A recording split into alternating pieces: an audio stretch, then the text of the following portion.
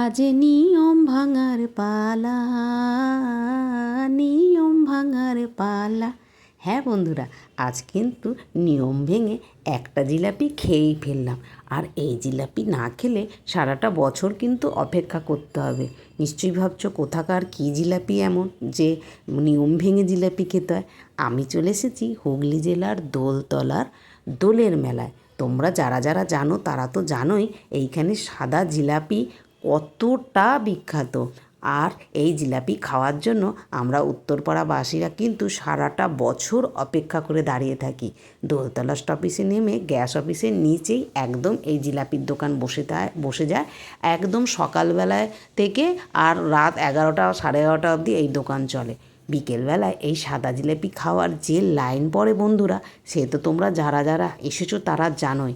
আর সকালবেলা এখানে দারুণ দারুণ সব কচুরি বিক্রি হয়। শুধু জিলাপি নয়, খাস্তা গজা, লাড্ডু, সোনপাপড়ি, আরও নানা রকম মিষ্টি কিন্তু বিক্রি হয়। তবে জিলাপির ক্রেজটা সেই লেভেলের।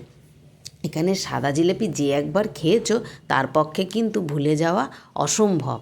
আর তুমি যদি বলো জিলিপিটা বেশি কড়া করে ভেজে তারপর শিরায় দিতে, তারা কিন্তু সেই তোমার কথার মতোই সেইভাবেই জিলাপি ভেজে দেয়। তো আমি জিলাপিকাগুলোকে খুব কড়া করে ভাজতে বলেছি, দেখো ভেজে নিয়ে এবার শিরায় দিচ্ছে। দারুণ খেতে এখানকার জিলিপি। 100 গ্রামের দাম মাত্র 22 টাকা। তো 100 গ্রাম জিলাপি নিলে 4 থেকে 5টা তো হবেই হবে। তো একজনের পক্ষে যথেষ্ট। দারুণ খেতে। আজ কিন্তু আমি লোভ না সামলাতে পেরে একটা জিলাপি খেয়েই ফেললাম। বলো, বছরে এক আধবার একটা দুটো মিষ্টি খাওয়া যেতেই পারে, কি বলো বন্ধুরা? তোমরা কে কে জিলাপি খেতে ভালোবাসো কমেন্ট করে জানাতে ভুলবে না কিন্তু।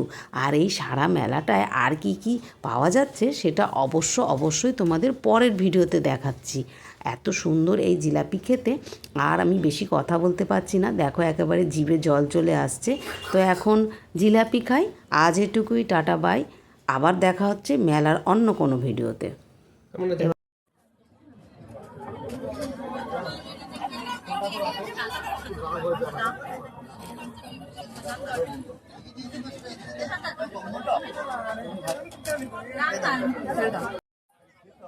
এবারে গ্রুপ ডান্স নিয়ে মঞ্চে উপস্থিত হয়েছে।